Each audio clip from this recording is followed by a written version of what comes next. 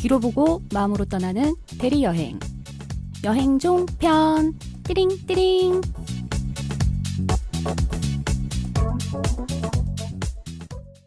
(234) 고지에서 자, 다시 봉기의 이야기로 돌아왔습니다. 234 고지를 일본군과 함께 올라간 봉기는 그곳에서 취사반을 운영하던 이노우에 반장이라는 군인을 만나고 그의 배려로 취사반에 들어갑니다. 그러니까 뭐 이제 그 산 속에서 뭐 이렇게 숨어 있는 상태에서 종군위안부의 역할을 하기는 힘드니까 대부분 전쟁 중이 되면 이제 이렇게 역할이 바뀌어요. 전투 현장이 되면은 갑자기 군인들의 간호나 후방 지원 같은 역할로 전환되는 경우가 많았다고 합니다. 봉기도 이런 케이스였겠죠. 취사반은 이노우의 반장과 방위대원 2명, 방위대원은 토카시키 섬의 현 주민이에요. 일본 군이 아니라. 그리고 징용병, 조선인이죠. 2명, 총 5명이 있었는데 여기에 살아남은 조선인 여성 4명이 추가가 된 거예요. 취사반은 총 9명으로 구성이 된 거죠. 문제는 취사반이긴 한데 이미 식량 창고에 있던 6개월치의 쌀이 다 불탔잖아요. 첫날 공습으로. 그러다 보니까 이제 식량난이 생긴 거고 또 산속에 고립된 상태다 보니까 식량을 채취하는데 한계가 있는 거죠. 해안가는 이미 이제 미군이 점령한 상태고요. 자, 4월 7일 전투 부대장은 다음과 같은 명령을 발표합니다. 전투 부대는 식량 확보를 위해 소철 전분을 채취한다. 이 소철은 그냥 먹으면 독성 때문에 사람이 죽을 수가 있는데 이 오키나와도 이게 엄청나게 가난하기로 유명한 동네라 소철에서 전분을 채취해가지고 식량을 만드는 법을 알고 있대요. 오키나와 사람들은. 소철이 뭡니까? 고사리 같은 거. 아, 네. 풀떼기구나. 네네. 4월 8일부터 각 부대는 채소죽 또는 죽을 식사로 하고 정량은 1인당 하루 300g 이내로 한다. 각 부대는 채소, 가축, 기타 물자의 임의 수집을 언금한다. 이건 뭐냐면 이제 피난민들의 물건들도 있고 야산에다 개척해서 만든 화전 같은 밭들이 있었을 거 아니에요. 그래서 임의로 이제 뭐 채소를 판다거나 가축을 잡아먹는다거나 하는 일들을 개인적으로 그렇게 못하게 하고 이 식량을 채취하는 팀이 또 따로 만들어져요. 근데 밥 한 그릇이 쌀 몇 g인지는 싹티님이 없으니까 모르겠군요. 아, 저 알 것 같은데. 150g인가요? 아닌가? 햇반이 네. 210g이에요. 그건 밥이 된 상태잖아. 상태니까 근데 물을 불려지니까 뭐 질량 보존의 법칙 이런 거 생각하면 한 100g 정도 되지 않을까 그런가요? 싶은데요. 저하고 우리 와이프하고의 그 그릇 크기가 다르기 때문에 사실 그 햇반 하나가 많은 양은 아니잖아요. 나 그게 깜짝 놀란 한 게 공기가 딱 깜짝 놀란 게 나 혼자 살 때 이제 와이프가 나 원룸에서 살 때 와이프가 이제 놀러 오잖아. 그래서 뭐 자고 가기도 하고 그랬잖아. 그 연애할 때. 어머 짐승. 그런데 그런 말을 한 적이 있어. 20kg짜리 쌀 한 포대를 사잖아요.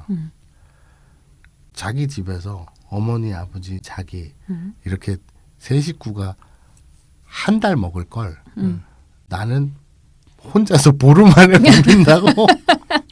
그게 마사오님이 얼마나 빈곤하면 밥밖에 먹을 게 없는 거 아니에요.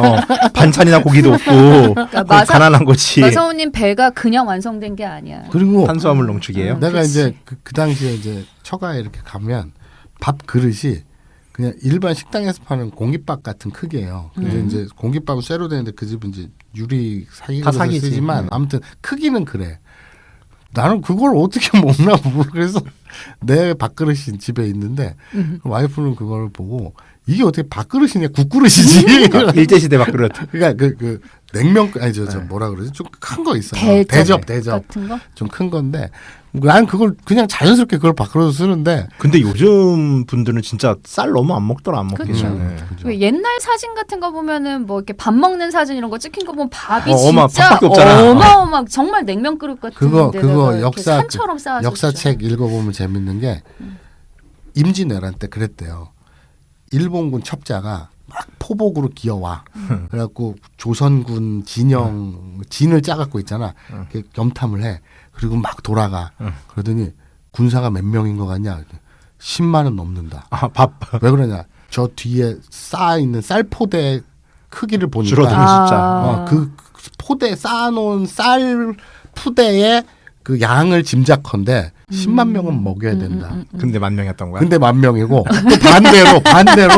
반대로 일본군은 그리고 조선군이 또 이렇게 포복을 막 해갖고 일본군 진영을 몰래 가. 그래서 내려다봐 이렇게 염탐을 하겠지. 5,000이요. 그리고 또 와갖고 저거 한 3,000밖에 안 되는데 왜 그랬더니 쌀푸대가 요만큼 있어요.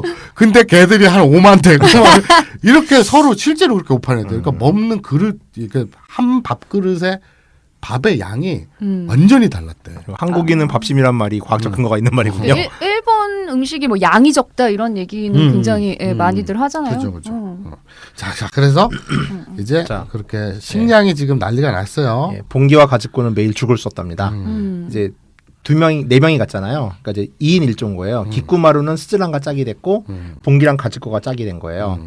이제 뭐 7명의 조선인 중에 1명은 죽었고요 이미. 2명은 부상으로 생사불명인 상태고 현재 4명의 여성들이 취사반이 돼서 2인 1조가 된 거죠. 죽은 쌀에 바닷물과 민물을 절반씩 넣고 고구마 잎이나 고구마 줄기, 뽕잎을 넣어서 끓였다고 합니다. 뭐 미군이 상륙 오키나와는 수많은 바다와 이런 절벽이 있어서 이제 미군이 점령한 건 마을 쪽인 거예요. 그러니까 산에서 절벽으로 내려가서 바닷물을 길러오는 건 할 수 있는 거죠. 이 쌀에다가 바닷물과 민물을 절반씩 넣어서 끓이면 죽이 되는 그 소금이 이게 필요 없겠네. 왜 그러냐면은 소금도 없고 된장, 간장이 없는 상태였어요. 그러니까. 간은 해야 돼. 그냥 간 바다- 때문에 염분은 먹어야 그러니까. 되니까. 근데 어떻게 바닷물로만 끓이면 또 안 되나 보지? 너무 짜지 않을까요? 그럴 수도 염도가. 있겠다. 자, 쌀은 나락 상태로 있었답니다. 그러니까 매일 방아를 찧어야겠죠. 음. 이게 아무리 죽이지만 300명분이니까 엄청난 노동력을 요구했다고 그래요. 네. 이게 방아 찧는 게 제일 싫었다고 하더라고요. 자, 문제는 상륙 직후에 미군도 이제 처음엔 진지 구축 등을 하느라고 공격을 안 했는데 5월부터 다시 공격을 시작해 왔다는 점이에요. 다시 미군기의 공습이 시작됩니다. 그래서 어떤 날은 점심을 먹고 계곡에 설거지를 하고 있는데 바로 뒤에 박격포가 떨어지기도 했고 다행히 불발탄이라 이때는 목숨을 잃지 않았고요. 또 어떤 날 취사장에 있다가 폭격이 시작돼서 몸을 피했는데 취사장 주변에 폭탄이 떨어져서 쑥대밭이 된 적도 있었다고 해요. 이게 참 사람 목숨이라는 거는 진짜 운때인 것 같아요. 그렇죠. 자, 봉기의 증언입니다. 그런 일은 몇 번이나 있었어요. 뭐 그래도 살 사람은 살아요. 그때는 배가 너무 고파 죽는 게 무섭다는 생각도 들지 않았어요. 전쟁이 시작되었을 무렵에는 무서웠는데 나중에는 배가 고프다는 생각만 들더라고요. 맞아요. 배고픈 게 무서운 것보다 더 견디기 힘들었어요. 너무 굶어서 그랬는지 산에 있을 때는 월경이 없었어요. 하긴 산에서 그것까지 있었으면 어떻겠을까? 8개월 정도 없었어요. 영양 부족으로. 그나마 천만 다행인 거지.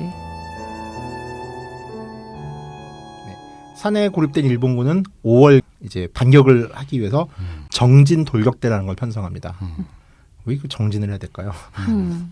미군의 전면적인 공격을 예상하고 응전하겠다고 나름 편성한 정예부대였는데 봉기는 이제 그 군인들이 돌격하러 갈 때마다 배웅을 했대요. 여성이니까 그런 역할을 해야겠죠.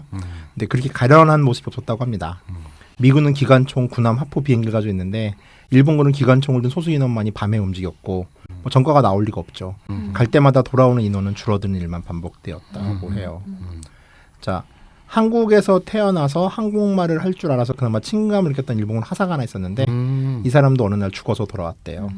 그나마 이 팀에서 가장 나은 일본인이어서 또 한국말도 할 줄 알고 이러다 보니까 조선 여성한테도 좀 살갑게 대해주던 편이었는데 그 사람도 죽었다고 하네요. 이런 소모전은 6월 달까지 이어집니다. 이제 하루 배급량은 처음에 1일 300g에서 줄고 줄어서 1인당 25g. 그러니까 1인당 성냥갑 하나만큼의 쌀만 지금 하루에? 예, 하루에. 취사반에서 쓰는 죽에는 콩도 넣었는데 위쪽에는 쌀가루가 거의 없고 멀건 국물이었어요. 이노우의 반장은 위에 뜨는 멀건 국물은 군인들에게 나눠주고 밑바닥에 남은 된죽은 취사반 사람들이 먹게 해줬어요. 취사반에 있었던 덕분에 장병들 정도로 굶지는 않았어요. 이 시기 이제 군이든 뭐 봉기든 뭐만 이제 보이면 입에 집어넣는 시기예요. 자, 다시 봉기의 증언입니다. 산에 계곡물이 졸졸 흘러내리잖아요. 거기에 개가 기어다녔어. 이걸 잡아서 날로 먹는 거예요. 껍질을 까서 안에 든 달걀 같은 색깔의 살을 발라 먹고 다리도 먹고 맛이 아주 기가 막혔어요. 개 맛있지. 예. 근데 디스토마 걸리지 않나요? 이런 거 먹으면 민물기? 그럴 수도 있겠죠. 근데 날로 지금 그냥 저 상황에서 지금, 그죠? 예. 지금 디스코토마 같은 거는 그러니까 모든 상황이 그런 거야. 굶어 죽으나 이거 먹고 아파서 죽으나 그쵸. 아니면 굶어 죽으나 총 맞아서 죽으나 그냥 배가 고픈 게 지금 가장 근데 와닿는 지금 고통이니까. 했던 증언이 정말 맞대요. 그 굶으면 아, 총알이 안 무섭대요. 네, 그냥 휙 돌아버리니까. 花が咲き風を呼び嵐が来た